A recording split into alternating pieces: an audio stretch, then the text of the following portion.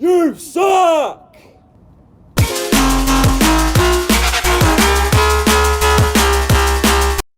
So, what is match fixing? Match fixing is defined as the action or practice of dishonesty determining the outcome of a match before it is played. It can be found in virtually all sports, although the most notorious instances of match fixing have been observed in football and international cricket. Match fixing is almost always motivated by financial gain, whether it be due to greed or simply as a way to make ends meet. On the 2nd of August 2007, then world number 4 tennis player Nikolai Davydenko faced world number 87 Martin Aguelo in the second round of the Orange Procom Open held in Sopot, Poland. Though despite being the clear favourite to win, Davydenko forfeited the match at the beginning of the third set due to an apparent foot injury. What was so suspicious about this loss is that numerous large bets were placed on the online British gambling website Betfair in favour of Aguelo after Davydenko had emphatically won the first set 6-2. The total amount of money bet on the match summed to $7 million, 10 times the usual amount for a match of its size, prompting Betfair to notify the Association of Tennis Professionals about the odd occurrence. This resulted in the ATP launching a year-long match-fixing investigation into Davydenko's loss, ending on the 11th of September 2008. Both Davydenko and Aguelo were vindicated. It has since been revealed that 9 people based in Russia, Davydenko's country of birth, had bet a total of $1.5 million on Davydenko losing, whilst 2 unknown people would win $6 million from the loss.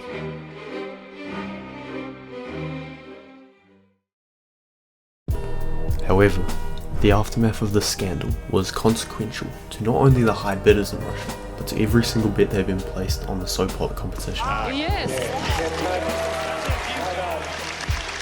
In London, approximately 2 hours after the Sopot match began, the thousands of bettors who had logged on and placed bets with Betfair all received the same message in bold red typed, "Suspended."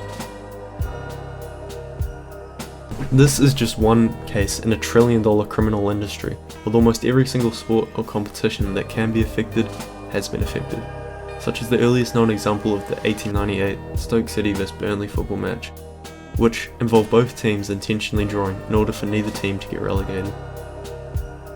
Since then, hundreds of thousands of matches of sports, going from boxing to even more recently since the rise of esports, or the countless cricket and football matches, which bets have been made null and void. Or even one of the most famous boxing events in the past 10 years, Logan Paul vs Floyd Mayweather, which made $50 million and is still being continuously questioned for its validity as a fight. Because of this rise in fraudulence, there has been countless crime divisions across the world which have been used to counteract these specific events from happening, yet we still see it, and for the most part we don't even know it's happening.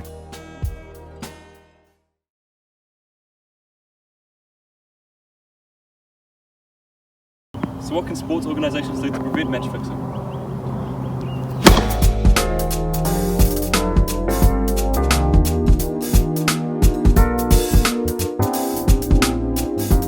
To find the answer to this inquiry, I asked 2 of my friends, Billy and Brody, 4 questions pertaining to match fixing and its potential causes. My name's Mike Tyson. What are your general thoughts on match fixing in sports? Well, from my point of view, Tom, I feel like it's absolutely deplorable. I think it's absolutely deplorable. What do you make of lower ranked athletes in sports, such as tennis, who are paid disproportionately lower than top athletes? Well, it's an economic issue, right? Well, I know I just said it's absolutely deplorable, but it's absolutely deplorable.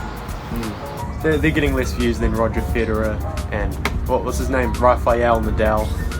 And so, I think, maybe they should become more entertaining and then maybe they'd earn more money. Yeah, Bozos.